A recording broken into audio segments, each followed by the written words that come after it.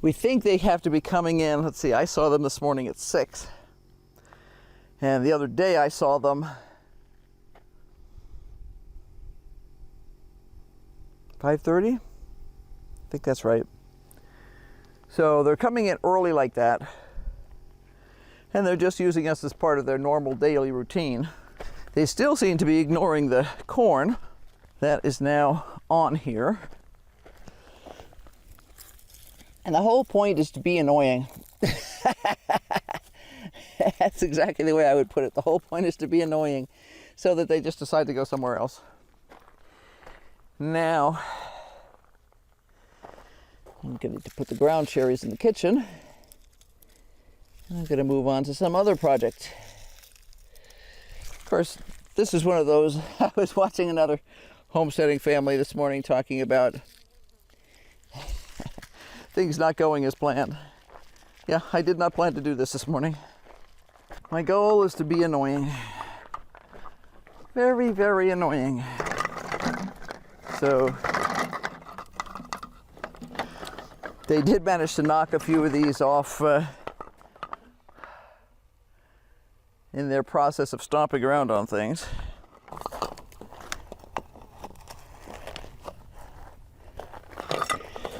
They had a great time with all the tomatoes here. We have a whole pile of green tomatoes that have been chewed, and a couple more that were just knocked off. I've salvaged most of the ones that were just knocked off.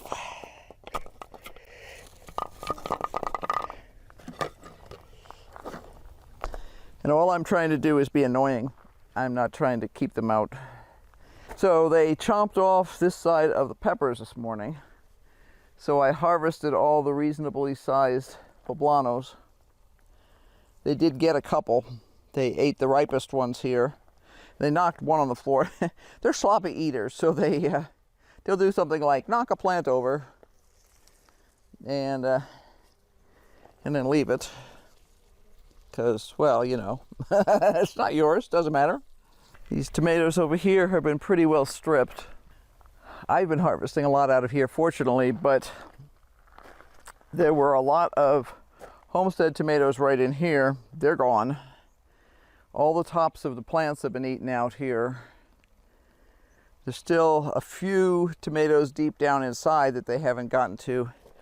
But generally speaking, I'm just not going to worry about this. It's unfortunate, but it is what it is, and we'll live with it. It's not worth arguing about at this point, I guess, in the season is the best way to put it. These are my beans and cabbage. One of the cabbages was pulled out by the roots. There's been a bird in here this morning, and I think it was a jay. These are pretty chomped. The whole tops were taken out of these.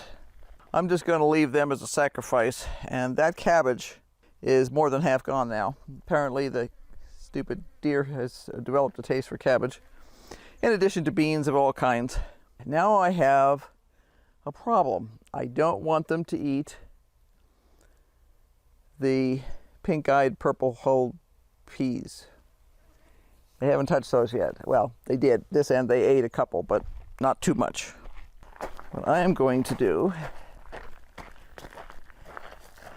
is set up an annoyance, because these are good looking, really good looking, and they're full of pods. Look at those, they're gorgeous. And some of them are even starting to swell. So the last thing I want is for a bunch of stupid Bambis to get these peas this year. So they munched a couple on this end. They decimated the purple peas, the purple beans rather. They ate all the green tops out of these. So what I'm going to do is tonight, I'm going to harvest purple beans again. And I'm going to also harvest probably these guys over here, on the theory that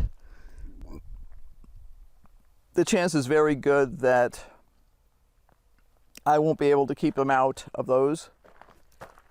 But these other things I'm just going to try and create an annoyance for. Okay, what we have here is tent poles. Bong. And when you turn it upside down, that tent pole has shrunk enough that I'm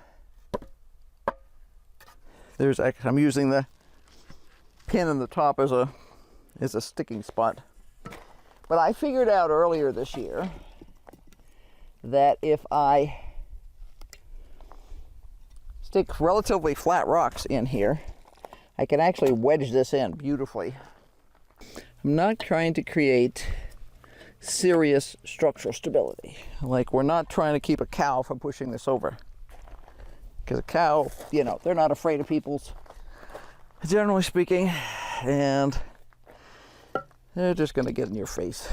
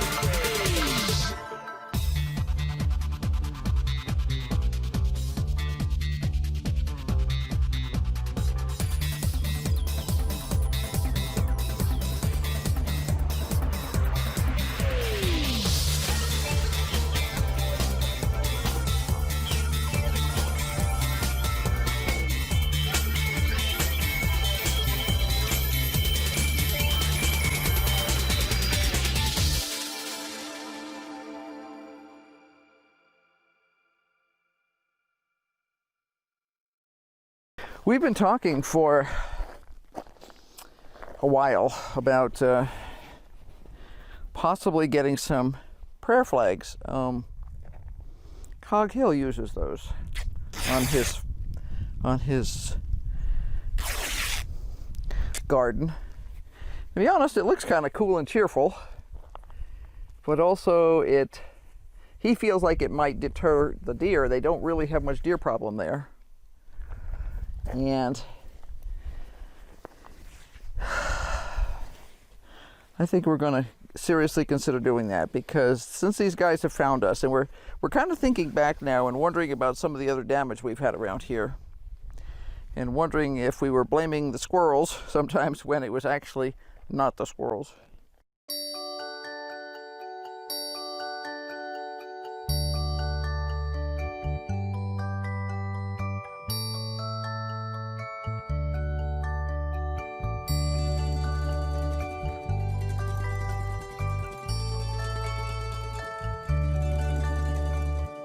This week feels like a month of Monday so far. Yeah, it's been, and we're not the only ones out there who have things going on. It just seems like everybody we know practically has got some minor tragedy. And they're minor. They're not the ends of the world. They're not your house burned down. They're just these really annoying things that screw up your schedule completely and take hours and hours out of your planned events. Boy, those deer have really taken some time. So far, so good. What Irene did was she set some tent poles up, wrapped some rope around them, and then she and I hung some strips of sheet on it to make a thing that wobbles around to kind of keep those deer, hopefully, annoyed. Animals with large antlers don't like to get their heads into situations where they could get their antlers tangled. So the goal is to create small enough spaces that the worst they could do is nibble the edges. And so far, they haven't nibbled the edges. Right. I covered the ground cherries yesterday with some netting. And they came back in the afternoon, early afternoon. Netting didn't stand up at all. No. And they weren't even annoyed.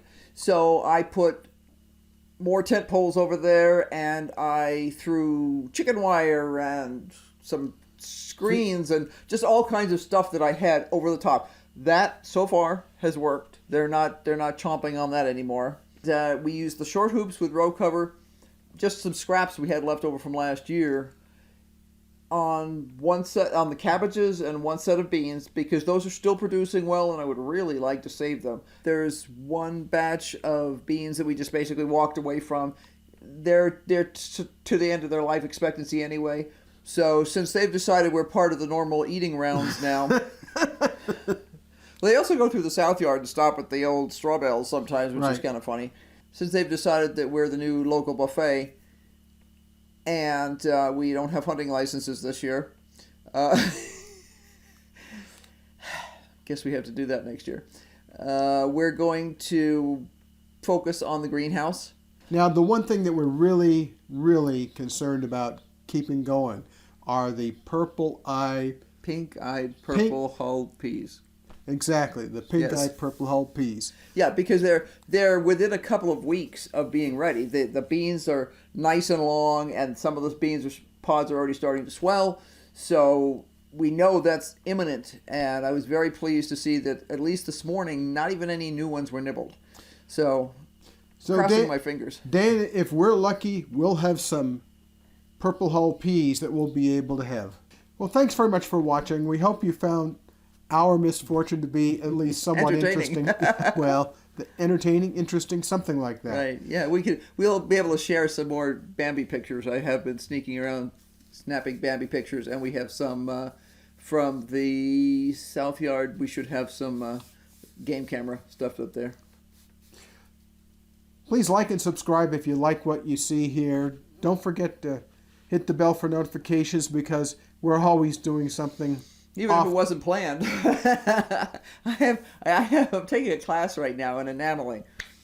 And I've done enameling before, but this was with a specific teacher that I really enjoy.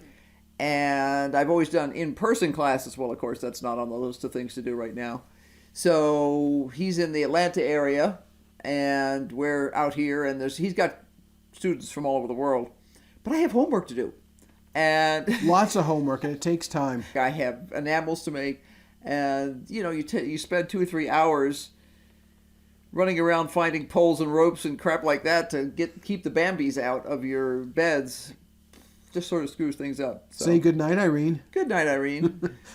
Thanks for watching. We'll talk with you later. Bye. Bye.